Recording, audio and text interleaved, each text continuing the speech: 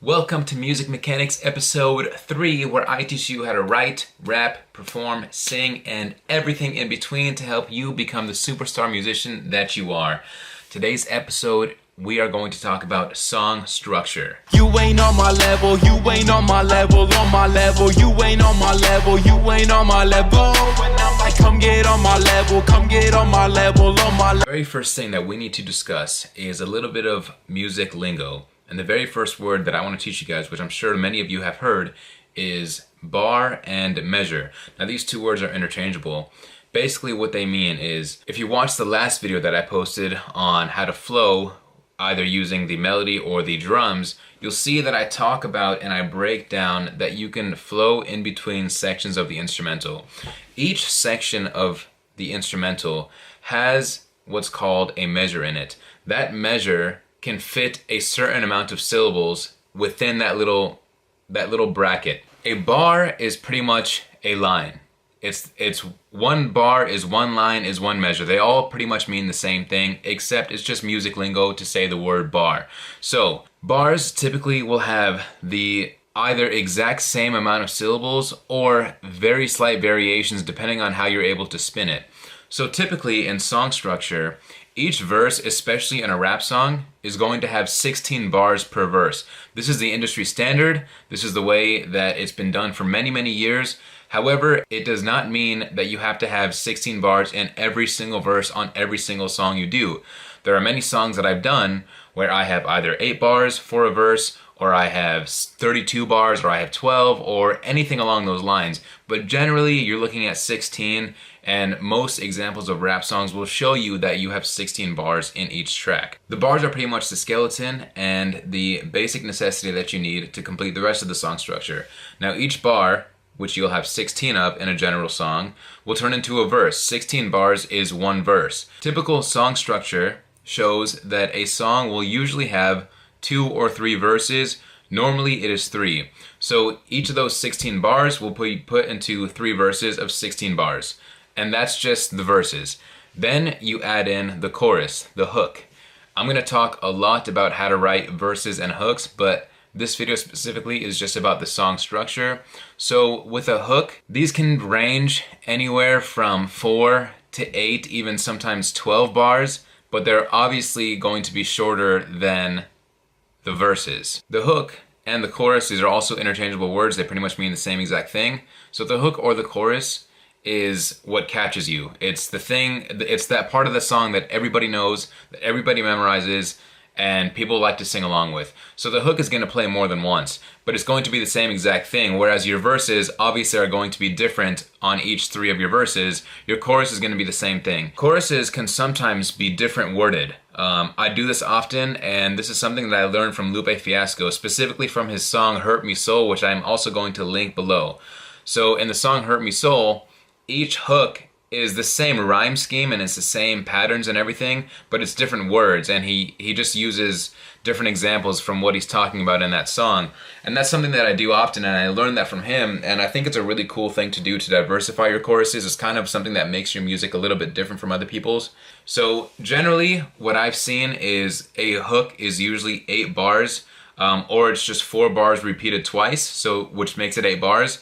But you can do more, you can do less, depending on the intensity of the song.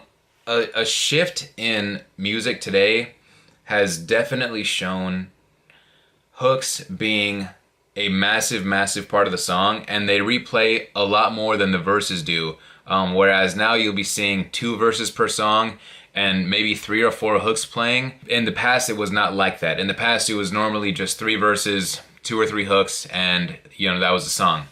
So moving forward from the hooks and the verses, you also need an intro and an outro. Now the intro could just be the instrumental playing. You could do singing over it, you could do ad-libs over it, you could just be talking over the intro. There really isn't anything typical for an intro. That you can do really anything you want with one. Sometimes you just start the song right away with a verse immediately, so there may not even be an intro. Now on top of the intro, you would also have an outro that is very, very similar to an intro in the sense that you can really do whatever you want with it. There are some songs that I end just very abruptly after the third verse ends and I just cut it off right there. There are some songs where I end with just the instrumental playing out and fading out. There's some songs that I end where I'm talking at the end, or where I'm singing at the end, or where I'm just letting the hook replay over and over until that fades out. There's a million things you could do.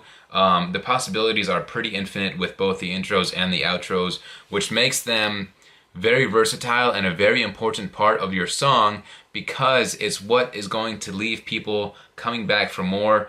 And the intro is going to have people stay. What you have on the outro is what's going to have people coming back for more to listen to your song over and over and over again. So now we have the intro, the hook, and the verses. The two other main parts of a song that you're going to need to know are the bridge and the pre-hook, also known as the pre-chorus.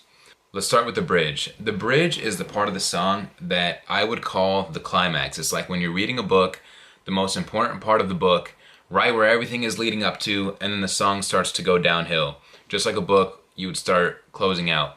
So with a bridge, this is the part where it's different from both the hook and the verses, but usually there's some kind of 8 to 12 bar rhyme scheme that's happening there, where you know that something is about to change in the song, and then usually right after the bridge, the third and final hook will come in, and it'll be way more powerful than all the other hooks that you had heard previously. So it's just a way to build up the song and build up the momentum and get you to get really excited for that third hook, where, you know, the vocalist goes crazy and you're hitting all these high notes and there's all this crazy stuff going on. That's usually the purpose of a bridge. A really good bridge that comes to mind is Empire State of Mind by Alicia Keys and Jay-Z. I don't know why that song just happened to strike me, but they did a really good bridge in that song. I'll link it below so you can check it out and see kind of what I'm talking about here. And right after the bridge, they just come in with that amazing, amazing hook, and Alicia Keys goes crazy, and it just sounds amazing. Next, we have the pre-hook or the pre-chorus. Now the bridge and the hook, as opposed to the other main parts of the song, are pretty much optional, although it is a good idea to add them into a lot of your songs, but you don't need to have them in every single song. But as far as a pre-hook, this is pretty much just usually a 2 to 4 line or 2 to 4 bar section of the song that comes right before the hook, hence the name pre-hook. It's just something that gears you up to get ready for the chorus. I do this in a few of my songs, and I'll show you some examples below. You could check out the links. And I guess the thing about a pre-hook is it sets you up for the hook, and it lets people know that their favorite part of the song is coming. It's another one of those sort of like a bridge. It's getting people excited that the hook is about to come, their favorite part of the song is about to hit. And generally people also remember what the pre-hook is because it is also generally the same. That is pretty much it for this video, and what I'm going to do is I'm going to get really, really, really in-depth on how to write your verses, how to write your choruses, how to write your pre-choruses, how to write your bridges, how to write your intros and your outros, and fulfill all those parts of the song.